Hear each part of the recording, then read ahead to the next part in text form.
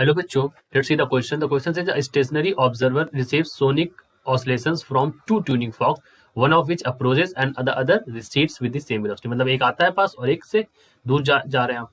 तो as this takes place, the observer hears the beatings with मतलब जो वो उसकी जो है आपके फॉक की जो बीट है वो आपको सुनाई दे रही है. फ्रीक्वेंसी दे रखी है 2 hertz. Find the velocity of each tuning fork with their oscillation frequency is 680 hertz. ठीक है. And the velocity of sound in air is 340 metre per second. ठीक है. तो यहाँ पर आपको इसको सॉल्व करने के लिए जो की कॉन्सेप्ट आप अप्लाई करेंगे दैट की कॉन्सेप्ट इज, देखिए जब इस तरह के क्वेश्चन होते हैं तो हम यूज करते हैं कॉन्सेप्ट हमारा डॉपलर्स इफेक्ट. कौन सा कॉन्सेप्ट करेंगे? Doppler effect. ठीक है. डॉपलर इफेक्ट किस मतलब यहाँ पर फ्रीक्वेंसी बताता है. ठीक है. तो nu dash is equal to nu के टर्म्स में लिखें या एफ के टर्म्स में लिखें, आप लिख सकते हैं. So nu dash is equal to nu. ठीक है. In bracket v. अब ये तो मैं डॉपलर इफेक्ट बता रहा हूं. अभी इसको जैसे देखो वी. ठीक है. Plus v W. यहां पर वैसे वेलोसिटी ऑफ विंड कंसीडर नहीं कर रहा, लेकिन मैं अगर पूरे डॉपलर इफेक्ट की बात करूं तो आप ऐसे ही भी लिखते हैं. ठीक है. Plus minus velocity of listener v l. V plus v डब्ल्यू. नीचे लिखेंगे plus minus velocity of the source. ये एक फॉर्मूला होता है. ये फ्रीक्वेंसी है. ठीक है. This is your apparent frequency. ठीक है. Apparent frequency. और ये हमारी क्या है? फ्रीक्वेंसी. ठीक. तो इस तरह का फॉर्मूला आप याद रखेंगे. अब चलिए इसको सॉल्व करते हैं. तो फॉर दिस जनरल केस अगर हम चाहें तो यहाँ आप लिख सकते हैं. देखिए मान लेते हैं हमारा जो ये है हेयर इज द लिसनर. अब यहाँ पर देखो वेलोसिटी T1 जो है that is v metre per second. ठीक है. और यहाँ पर जो फ्रीक्वेंसी है वो आपकी क्या है? That is 680 hertz. यहाँ पर T2 बराबर v metre per second. Frequency यहाँ पर भी है 680 हर्ट्ज. तो यहाँ पर f अपरेंट की वैल्यू हो जाएगी, you can write it over here. देखिए f apparent in the terms of f मैं लिख रहा हूँ बिकॉज v वेलोसिटी से ये न्यू जो है ये मिक्स हो जाता है कई बार सॉल्व करते समय, तो आपको यहाँ पर डाउट ना हो. सो f अपरेंट को आप f फ्रीक्वेंसी है यहाँ पर f apparent is equal to f. अब देखिए वेलोसिटी यहाँ पर ये जो l है ये क्या है? ये ऑब्जर्वर है. तो आप चाहे यहाँ पर vo मान लीजिए या vl. ये लिसनर है या फिर इसको ऑब्जर्वर, यही तो ऑब्जर्व कर रहा है यहाँ पर. तो ये ऑब्जर्वर है, इसको दो इधर से भी आ रही है उधर से भी आ रही है. तो अब दोनों जब सेम डायरेक्शन में है तो यहाँ पर देखिए वेलोसिटी ऑफ सोर्स, ऑब्जर्वर तो अपनी जगह फिक्स है तो ये हमारा यहाँ पर कुछ होगा नहीं, जीरो हो जाएगा आगे. और उसके बाद वेलोसिटी ऑफ मतलब जो हमारा ये है minus this velocity of this v. ठीक है.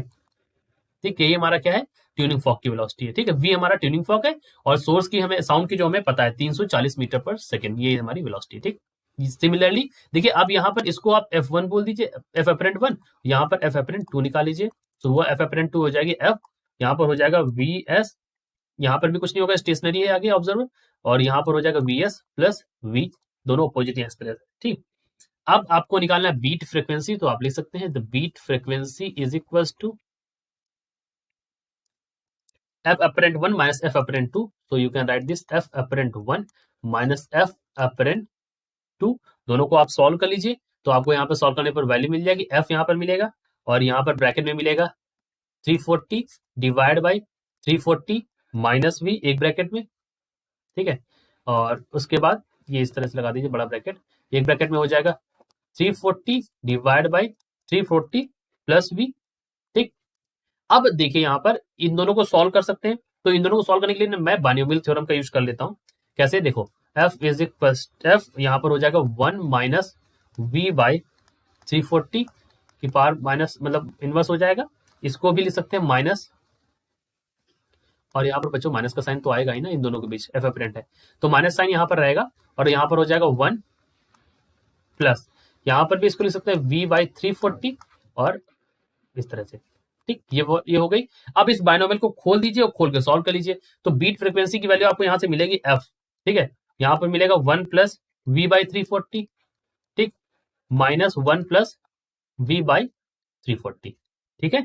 अच्छा, तो इसको सॉल्व कर लीजिए. तो यहाँ से बीट फ्रीक्वेंसी क्या निकलेगी? That is equal to f into 2v divide by 340. ये 1 से 1 कैंसिल आउट हो गया. तो अब आपको क्या करना है? आपको पता है बीट फ्रीक्वेंसी इन्होंने कहा है कि ये 2 हर्ट्ज की आपको सुनाई दे रही है, तो आप 2 हर्ट्ज यहाँ पर लिख दीजिए. तो यहाँ पर लिखेंगे बीट फ्रीक्वेंसी 2 हर्ट्ज बराबर 680 इंटू 2v डिवाइड बाई 340. ठीक.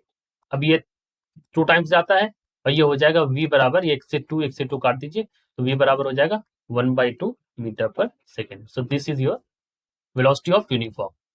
So this is our answer. I hope you understood it well. Best of luck.